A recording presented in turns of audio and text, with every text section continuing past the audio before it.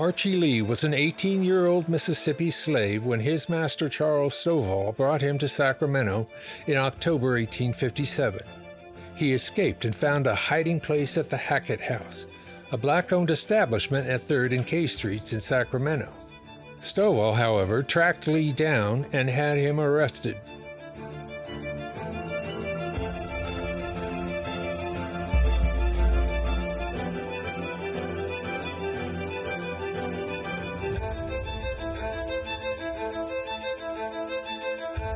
The state's fugitive slave law had been allowed to expire in 1855, and Lee's arrest touched off a series of court proceedings that were well chronicled by newspapers across Northern California.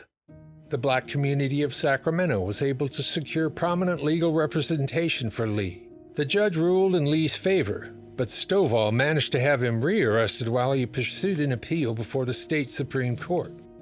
On February 11, 1858, in a decision written by former Governor Peter Burnett, the justices ruled that Lee was essentially a piece of property under Stovall's lawful control.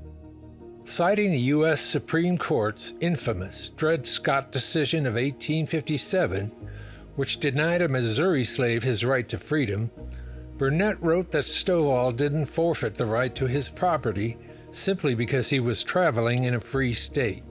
Anyone coming to California with the idea of returning a fugitive slave from California to his state would have had to contend with not only the nullification or the expiration of the fugitive slave law, but the fact that California's Constitution, Article 1, Section 18, outlawed slavery outright.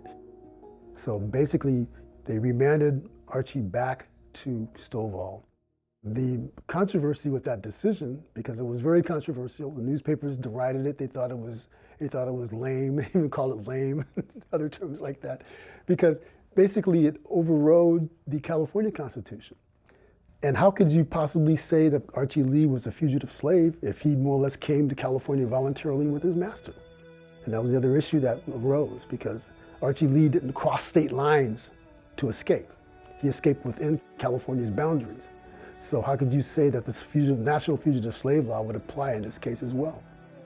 Anti-slavery sentiment was gaining strength. Lee was taken to San Francisco and placed on a boat anchored off Angel Island. He was about to be transferred to a ship that would eventually return him to Mississippi, but fortune intervened.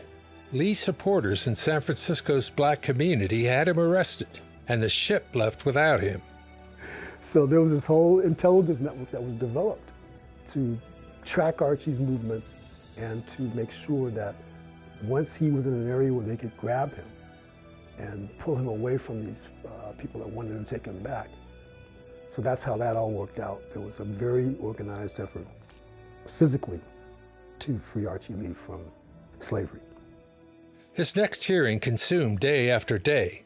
Blacks were still forbidden by law to testify against whites, and Stovall's lawyer said Lee was property and nothing more, and he has no more right to be heard in this proceeding than has a bale of goods or a horse. The judge saw it differently and ruled in April 1858 that Lee was to be freed. The actual Archy Lee case took 10 weeks from the time Archie was arrested. That case was stretched and stretched and stretched along such a long period of time because both sides knew the gravity and importance of whether Archie was freed or not freed. The Archy Lee case was widely seen as evidence that slavery was in decline in California, but it would be 6 more years before the last black slave case in California was put to rest.